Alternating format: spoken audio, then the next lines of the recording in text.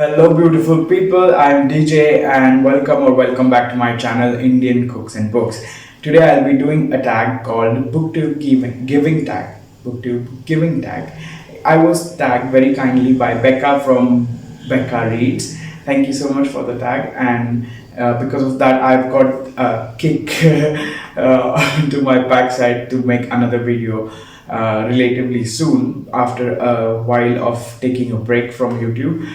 So I'm really grateful for the tag. And this video tag was originally created by Elliot Brooks, who wanted to highlight the word giving around the times of holidays. By the way, Merry Christmas. And they also wanted to highlight a charity that you could give to. So it's a very noble cause along with a fun tag. So I would like to highlight a charity that I feel passionate about is PETA India, which is People for Ethical Treatment of Animals, and their Indian chapter. I will link their links in the description, and they work for animal rights, and I really believe strongly in animal rights, so I do recommend that you check them out. So let's get started with the questions quickly. The first question is, what's a book you would give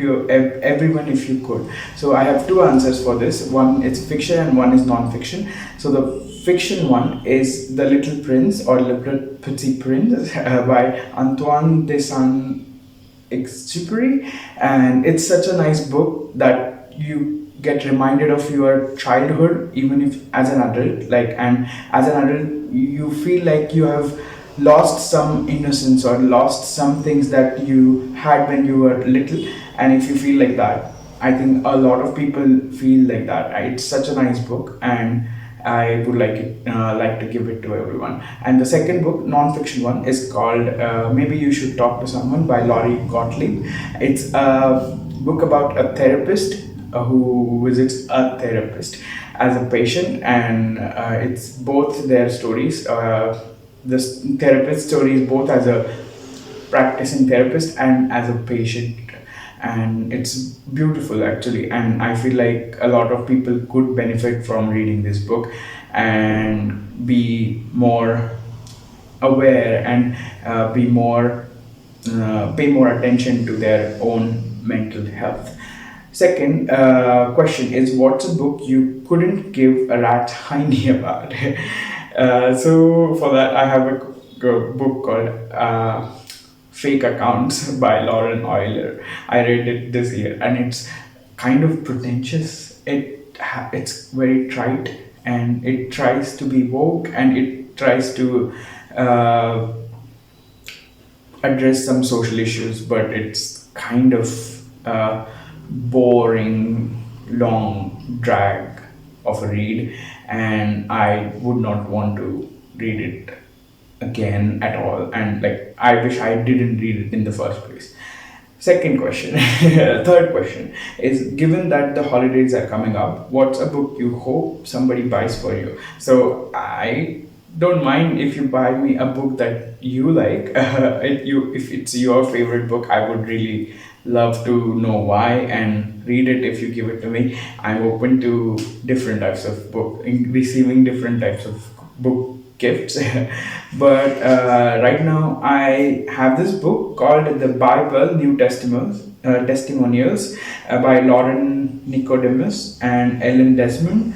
And it's a book about bisexuality and a lot of people's testimonials, and I think I saw it on Amazon and it was quite expensive, so I don't think I'm going to buy it anytime soon. So I would be happy if somebody could give it to me. I don't think anybody will give it to me, but I think it could make a good Christmas gift. Fourth question is, what's a book or series you have given up on? So for that, I have two. So in my Spanish class a few years ago, 2-3 years ago, I was studying Spanish, and we had to write a book report on book. I got a book called Lazarillo de Tormes, and it's anonymously written, and it's first of its kind novel in France, and it's like a story of a young boy who goes on this adventure and learns through his mistakes, and it's kind of sad. And I did not read the book. I gave up on it. I had to read it in Spanish and write a report. At the end of the day, I just ended up like reading summaries of it. I tried my best. I even downloaded the audiobook and it just wasn't. So I gave up on it. And the second book or series that I gave up on was Kiss Quotient by Helen Huang, because it was just not working out for me. It was really, really like cheesy. I don't know. Like I don't know if it's the right word. I just did not like the vibe of the romance in this. It was very irrational, and I wasn't for it. I didn't continue the series after reading the first book and not liking it. Fifth question is, who's a character you wish an author would give more time to? For that, I have two characters from the same book, Beautiful World, Where Are You by Sally Rooney, and the two male characters. This book highlights female friendship. Oh my god, I'm holding it the upside upside down. So this book, Beautiful World, Where Are You, highlights female friendship. The female characters Eileen and Alice are shown to have really deep philosophical, or sometimes not so much philosophical, conversations with each other, and their friendship is described really nicely.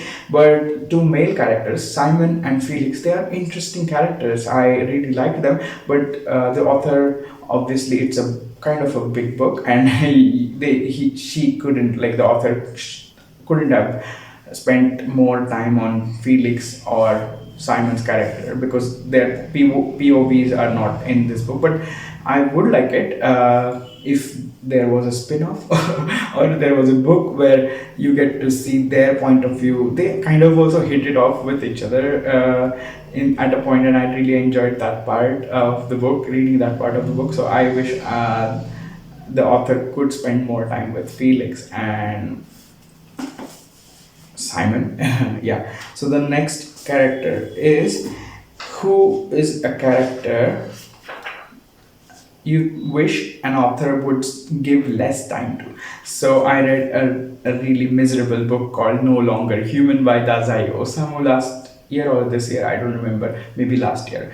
And the main character is an unnamed young man who doesn't fit in with the society, and he just makes terrible decisions one after another. The protagonist is like a train wreck, and he just spirals, and like it's so depressing. And the Japanese society shuns him kind of, and it's just like so frustrating to read at times. So I wish they had given him less time in the book. I mean, I wish the book was shorter or something. It was such a slog to read.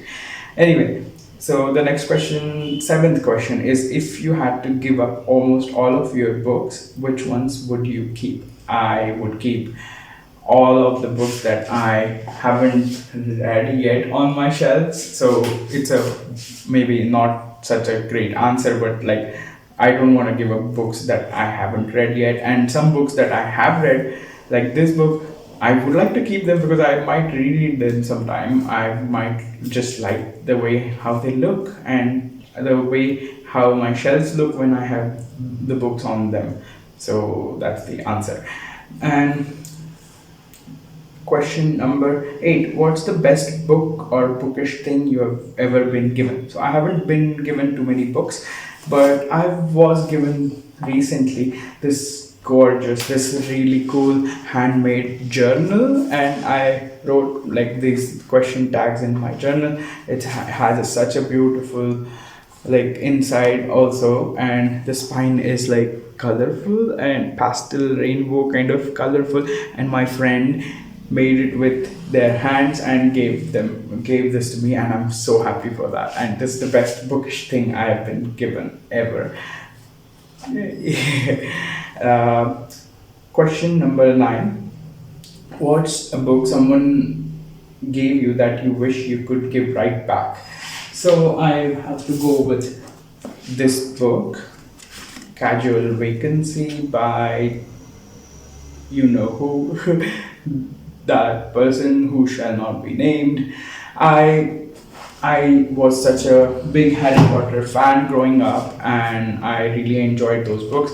So my brother kindly got this for me, uh, just without knowing too much about my current thoughts on this author, and they are not good thoughts. I do not support this author anymore, and there is a argument, or not argument, there is a theory that you should separate art from the artist, and I agree to that up to an extent.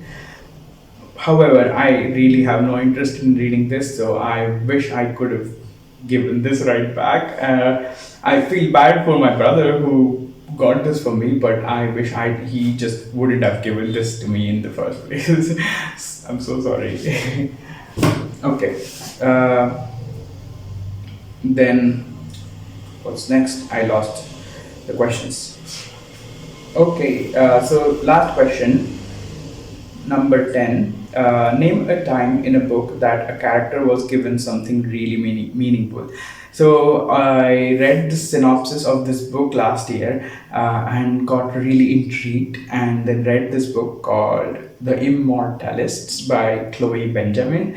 It's a literary fiction novel about four young siblings in New York.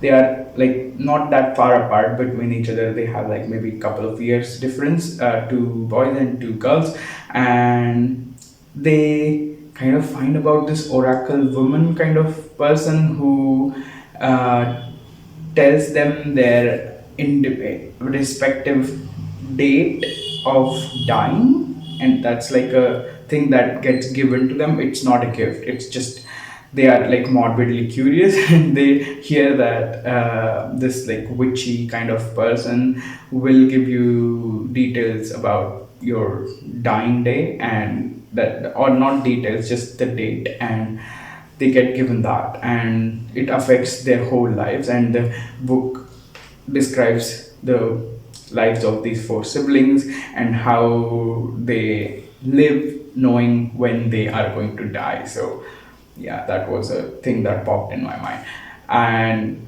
I think that brings us to the end of the video. I really had fun doing this video. Thank you again, Becca, for tagging me. If I look like I have just woken up from sleep, I have just woken up from sleep because it gets really noisy later in the day where I live, though, so I had to wake up like super early to film this video. I hope you understand and don't get scared because of my bags under my eyes. I wish you a very, very happy holidays and a great new year. Take care, you guys, and I'll see you guys soon. Bye bye.